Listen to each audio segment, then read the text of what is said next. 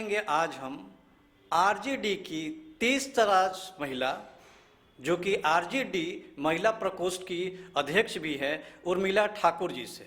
उर्मिला जी, आपका बहुत बहुत धन्यवाद हमारे चैनल में आने के लिए। आपको भी बहुत बहुत धन्यवाद। पहला प्रश्न यही होगा आपसे, महिलाओं के मुद्दे पर नीतीश कुमार काफ़ी संवेदनशील है, लेकिन शेल्टर होम की जो घटनाएं देखी गई, शेल्टर होम की घटना घटने के बाद अभी फिलहाल में ही आप जब शेल्टर होम में गई तो वहां से आपको बैरंग ही वापस आना पड़ा। क्या क्या हुआ था उर्मिला जी? यूपी की एक लड़की गायघाट शेल्टर होम से किसी तरह भाग के निकली और वो मीडिया के सामने अपना बयान दी, चाहे वह प्रिंट मीडिया हो, इलेक्ट्रॉनिक मीडिया हो, ट्विटर हो, व्हाट्सएप हो, फेसबुक हो, सभी पर चला। तो उसी की जांच के लिए राष्ट्रीय जनता दल, आप तो जानते ही हैं, हमारे आदरणीय नेता प्रतिपक्ष हमेशा जन सरोकार के सवाल पर सड़क से लेकर सदन तक अपनी आवाज़ को बुलंद करते हैं। और राष्ट्रीय जनता दल चूँकि बिहार में सबसे बड़ी पार्टी है और प्रतिपक्ष विपक्ष में हैं हम लोग, तो हम लोग का भी फर्ज बनता है कि जो घटना घटी, और चूँकि वो इससे पूर्व में भी जब मुजफ्फरपुर शेल्टर होम में जब 34 लड़की के साथ जो घटना घटी थी जिसमें ब्रजेश ठाकुर को जेल भेजा गया, तो उस समय भी हमारे आदरणीय नेता प्रतिपक्ष तेजस्वी यादव जी बिहार से लेकर के दिल्ली तक जो है उन लड़कियों को न्याय मिले के धरना प्रदर्शन करने का काम किए, और जिसके कारण हुआ कि माननीय न्यायालय के देख रेख में वहाँ हुआ। और जो सुशासन बाबू की बात है जहाँ तक, तो उस समय भी इन्होंने लिपापोती करने की कोशिश किए थे, और जो लड़की पहचानी थी बड़े तोंद वाले, बड़े मूछ वाले, आज भी जो है वो सजा से बाहर हैं और सुशासन बाबू बचा रहे हैं उसको। और जो एसपी जांच कर रहे थे उसको भी तबादला किए, लेकिन माननीय न्यायालय के देखरेख में हुआ। तो 4 तारीख को जब जांच टीम हमारी गई, हमारे ही नेतृत्व में जो 5 सदस्यीय टीम बनी थी, तो 4 तारीख को वहाँ पहुँचने के बाद पता चला कि माननीय न्यायालय जो हाईकोर्ट है पटना, वहाँ के जज साहब पहले से पहुँचे हुए थे। तो बहुत ठंड भी पड़ रही थी और हम लोग को 3-4 घंटा खड़े खड़े शाम हो गया। तो हमने कार्यालय सचिव को जब फ़ोन किए तो बोले चल आइए, कल जाइएगा। जब कल होके गए तो पूरा दरवाज़ा हम लोगों ने खटखटाया, लेकिन कोई रिस्पांस नहीं लिया गया। जो अंदर में वंदना गुप्ता थी, जो उस शेल्टर होम की सुपरिटेंडेंट है, हम लोगों को कोई मतलब तरजीह नहीं दी। तब एक नंबर लिखा हुआ था जिसको कॉल किए तो वंदना गुप्ता ही उठाई, तो वो बोली कि हम जो है सो आप लोगों को मैं आने के लिए नहीं दूंगी, आप जो है डीएम से बात कर लीजिए, परमिशन लीजिए, और जो समाज कल्याण विभाग है उसके डायरेक्टर से परमिशन लेके आइए, तब आप लोग को आने देंगे। और इसी बीच जो है हम लोग को अंदर बुलाने के बदले जो स्थानीय थाना है वहाँ का एसएचओ को पूरे टीम के साथ बुला ली, और वो जब आए तो हम लोगों के साथ धक्का मुक्की करते हुए कि भाई आपको जो है हम लोग अपने ताकत दिखाने का काम करेंगे अगर आप लोग नहीं हटिएगा यहाँ से। तो फिर हम लोग बगल में एक ऑफिस थी सड़क परिवहन का, वो दरवाज़ा खटखटाए तो खुला, तो उस फील्ड से जो 2 मंजिला पर लड़की लोग थी, तो वो जंगला से हाथ हिला रही थी और ये इस तरह का इशारा कर रही थी। उनको लग रहा था कि हमारे लिए कोई आई है मेरी बात करने के लिए, मुझे बचाने के लिए, ये सारे लोग हमारे पक्ष के लोग हैं। और वो ये इशारा कर रही थी कि अगर आप लोग हमको कुछ हम बताएंगे तो ये लोग हमको मार डालेंगे। और इतना ही नहीं, तुरंत में दरवाज़ा को आए सब लोग, वो महिला लोग, और फटाफट बंद करवा दी वंदना गुप्ता। तो हम लोगों को वास्तव में निराशा ही आना पड़ा। जो पीड़ित लड़की थी उसको एक महिला होने के नाते, एक बड़ी पार्टी के महिला प्रकोष्ठ की अध्यक्ष होने के नाते भी मुझे बहुत हम लोग मैंने समझिए जितना वो लड़की को लग रहा था उससे ज़्यादा हम लोग की आत्मा चिघार रही थी कि काश मैं उन पीड़ित बेटियों के पास पहुंच पाते, काश मैं वहां जा करके वंदना गुप्ता से जानकारी के साथ साथ उसके लिए कुछ कर पाते, जाके उसको पूछते, काहे कि उसको भी लगे कि हमारे पीछे भी कोई है। क्योंकि जो लड़की बाहर आई बोलती थी कि हम लोग नस काट लिए थे हाथ का, इतना कई लड़की इस तरह से की कि जो आत्महत्या करना चाहती थी। तो हम लोग अगर पहुंचते तो उसको मेंटल बूस्टअप करते कि बेटी आपका जन्म आत्महत्या करने के लिए नहीं हुआ है, आप बेटी हो इसके कारण अब पीछे मतलब नहीं हो। सरकार अगर नहीं देखती है, जो वर्तमान सुशासन बाबू हैं, तो नेता प्रतिपक्ष हमारे यहाँ तुम्हारे सवाल को सड़क से लेकर सदन तक उठाने का काम करेंगे। तुमको आत्महत्या करने की जरूरत नहीं है, उससे मेंटल बूस्टअप की भी जरूरत थी, लेकिन हम लोगों को जाने के लिए नहीं दिया गया। लेकिन एक महिला होने के नाते मैं कह सकती हूँ कि सरकार के पास ऐसी व्यवस्था हो, अगर अलग से भी आरक्षण देना पड़े उस शेल्टर होम की लड़कियों को, तो अलग से आरक्षण भी सरकार देने का काम करे, चूंकि वहाँ कोई खराब लड़की नहीं आती है। अभी मान लीजिए मार्केट में कोई गए, अच्छे परिवार से भी हैं, और किसी कारण कोई मेला में गया, बच्चा मिस हो गया, तो वो बच्ची वहाँ पहुँचती है। दूसरी बात है कि कोई लड़की अगर प्रेम विवाह करती है और उसका माँ बाप अगर चले जाते हैं कोर्ट में, और कोर्ट जब तहकीकात माने इन्वेस्टिगेशन के बाद पता चलता है लड़की का एज जो है शादी का नहीं पूरा, उस स्थिति में भी उसे रिमांड होम में पहुंचाया जाता है। तो वैसी लड़कियों के लिए जो है सरकार व्यवस्था के बदले वंदना गुप्ता जैसी महिला के नाम पर कलंक हो, और वो इस तरह का काम करे कि एक महिला होने के बावजूद भी उसके दिल में माँ का दर्द नहीं हो, और लड़कियों को देह व्यापार करवाती हो, लड़कियों को जो है सुई दे करके, नशीली दवाई दे करके उसको जो है गलत व्यवहार करती हो, अंदर भी पुरुष को बुलाती हो, गाड़ी में लेकर पार्सल करती हो, तो बहुत ही ये निंदनीय ही नहीं, बहुत ही दुर्भाग्यजनक। बिहार को सीता की धरती मानी गई है, भारत को माता कह के बुलाया जाता है, और यहाँ पर माँ माने फ्यूचर की माँ को इस तरह से जलील होना पड़े, दुनिया देखने से पहले उन लड़कियों को जलील होना पड़े, यह बहुत ही दुर्भाग्य की बात है। मैं एक महिला होने के नाते कह सकती हूँ कि उन लड़कियों को, या कोई लड़का वैसे लड़कियों, सरकार को तो समूह में उन लड़कियों को शादी करवाना चाहिए, उन लड़कियों को मेडिकल और इंजीनियरिंग और आईएएस आईपीएस और बिहार में बीपीएससी और अदर स्टेट का भी जो भी एग्जाम है हायर एजुकेशन में भेजना चाहिए। सरकार को उसको खर्चा उठाना चाहिए, और सरकार को यह व्यवस्था करनी चाहिए कि इन लड़कियों से, चूंकि इस तरह से देह व्यापार की बात जब आ जाती है, जो इस लड़कियों का जब दुरुपयोग किया जाता है इंजेक्शन, तो कोई लड़का जल्दी शादी करने के लिए तैयार नहीं होगा। लेकिन अगर इस तरह का व्यवस्था हो जहाँ लड़की को लगे कि मैं माँ बाप से दूर हूँ, फिर भी मैं पढ़ लिख सकती हूँ, मेरी भी दुनिया है, मैं पैर पर खड़ी हो सकती हूँ, और एक अच्छे लड़के भी उसको शादी करने के लिए एग्री हो जाएंगे, और ये भी व्यवस्था हो कि जो लड़के इस तरह की लड़कियों से शादी करेंगे उसे भी विशेष रूप से आरक्षण दिया जाएगा, रिजर्वेशन दिया जाएगा, तो निश्चित रूप से उन लड़कियों का भी घर परिवार संभल जाएगा। जब बड़ी होगी, जो छोटी छोटी बच्ची है वो बड़ी होगी, तो उसकी भी अपनी एक दुनिया होगी।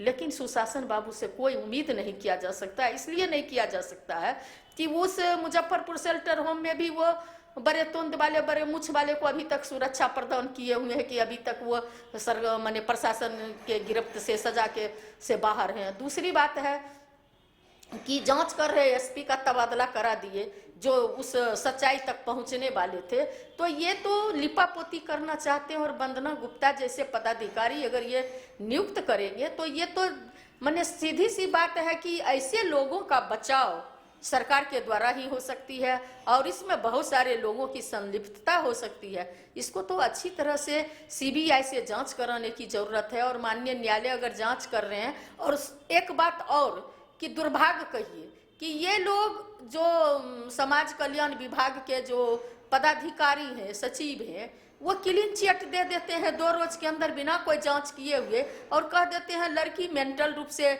जो है अथी है, मतलब पागल है, इसलिए जो है उस तरह का बयान दे रही है।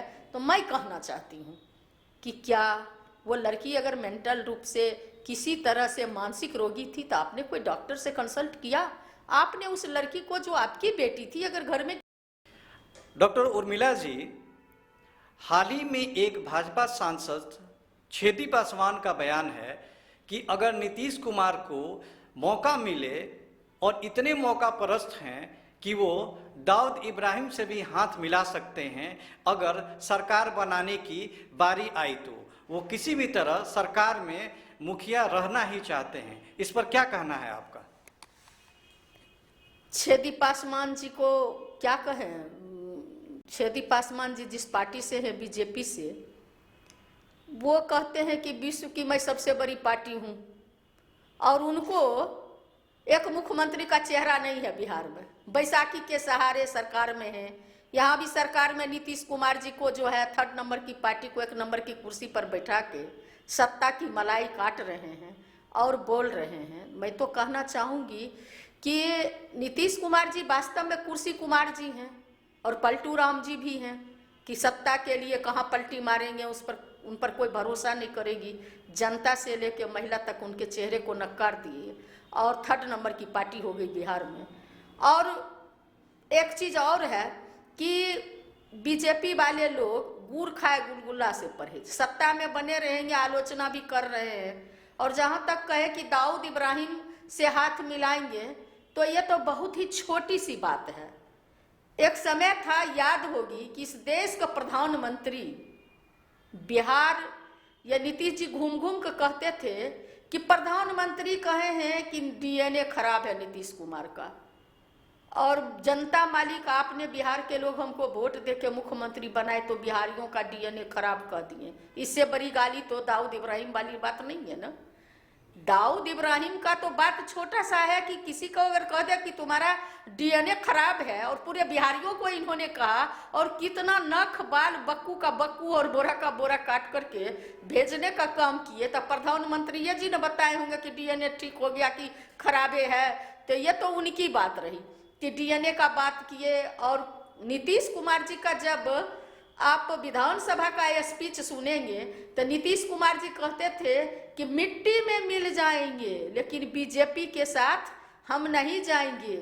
लेकिन 70 घोटाला, जब सृजन घोटाला हुआ तो सीबीआई के छड़ी के डर से 70 घोटाला वाले लोग जो है कि हमको जेल नहीं जाना पड़े तो समझौता कर लेते हैं, राती रात बिना मुंह धोए हुए बरस किए हुए पहुंच जाते हैं ओथ लेने के लिए 8 बजे सुबह में, और सत्ता कुर्सी के लिए जो है समझौता करके बीजेपी के नगपुरिया के गोद में बैठ के झुलवा झूल रहे हैं।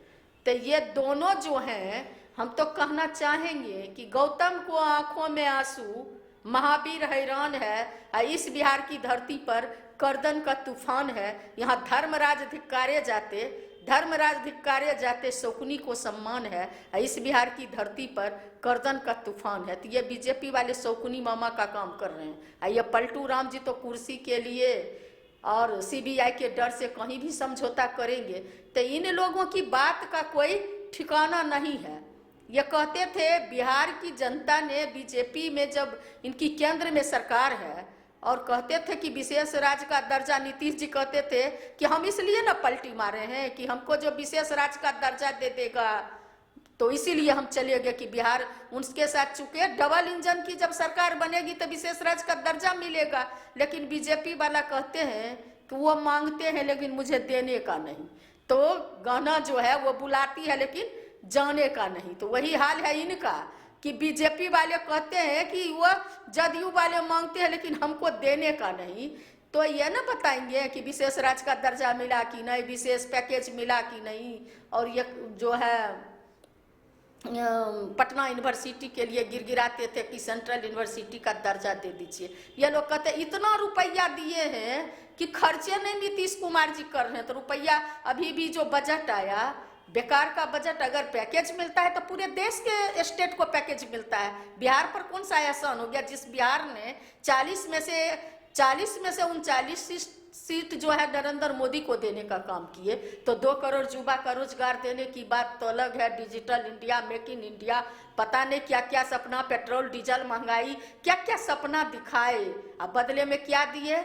नोटबंदी दिए, जीएसटी दिए, कोरोना का मार झेल रहे लोग को सारे जो है वैकेंसी बंद कर दिए, सारे पब्लिक सेक्टर को प्राइवेट सेक्टर में तब्दील कर दिए। बिरला, टाटा, डालमिया, बजाज, मोदी, गोयनका, अडानी, अंबानी की सरकार है वहाँ नीतीश कुमार जी ना बताएंगे। जो छेदी जी क्या कह रहे हैं, आई भेदी जी अपना भेद नहीं खोल रहे हैं, मौनी बाबा चुप हैं, कुर्सी के लिए जो है समझौता कर रहे हैं। जो 3rd नंबर की पार्टी है 1 नंबर की कुर्सी पर बैठे हुए हैं।